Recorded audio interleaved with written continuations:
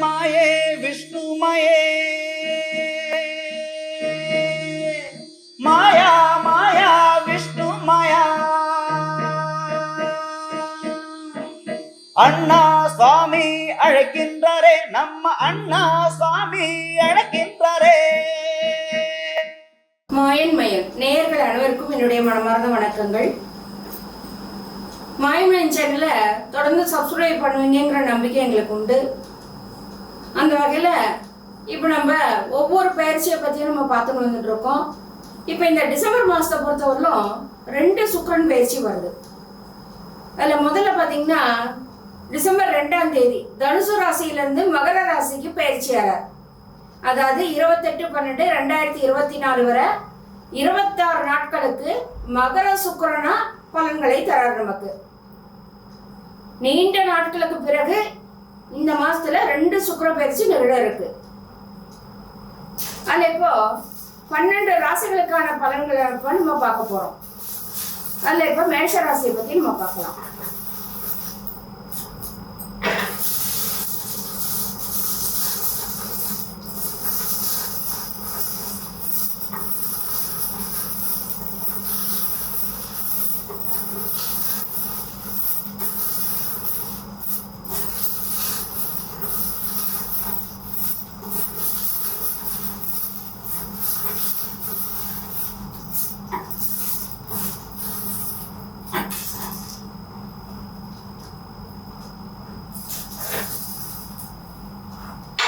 இந்த சுக்கிர பயிற்சியை பொறுத்தவரைக்கும் மேஷராசியை பத்தி நம்ம பார்க்கலாம். சுக்கிரன் சாதகமாக சஞ்சரிக்கும் நிலையில் குடும்பத்தில் மகிழ்ச்சி பெருகும்.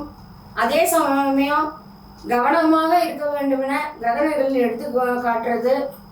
சொந்த வீடு யோகமும் உள்ளது. வெளிநாட்டு யோகமும் பலருக்கும் உண்டு. கருத்து வேற்றுமை ஏற்படுவதற்கு சாத்தியக்கூறுகள் உள்ளது. அனைவருடனும் அனுசரித்து விட்டு கொடுத்தும் நடந்து கொள்வது மிகவும் அவசியமாகும். சுக்கிரன் மிகவும் அனுகூலமாக மாறுகிறார். அரசியல் துறை சுக்கிரன் மற்றும் செவ்வாய் சனி ஆகிய மூவரின் அதிகாரத்துல தான் இருக்காங்க. இந்த 3 பேருமே சுயபலம் பெற்று திகழ்கின்றனர். இது ஒரு அரிய சந்தர்ப்பம். சுக்கிரன் பலம் பெற்று வலம் வருவதால செல்வாக்கு பெருகும். கணவன் மனைவி உறவு பலப்படும். தனஸ்தானத்துல குரு சனி பகவான் ராசிக்கு 11ல லாபஸ்தானத்துல இருக்கிறதுனால மருத்துவ செலவுகள்லாம் குறையும். சூரியன் 8ஆம் இடத்துல சஞ்சரிப்பதால புதிய வீடு மனைகள் வாங்கும் யோகமும் உண்டு.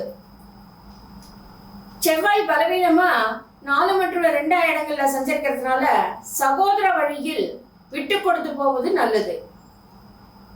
தன குடும்ப அதிபதி கலத்திரகார சுக்கிரன் மத்தியில் கடகராசிக்கு பயிற்சியாளர். நிதி பற்றாக்குறை இருக்காது.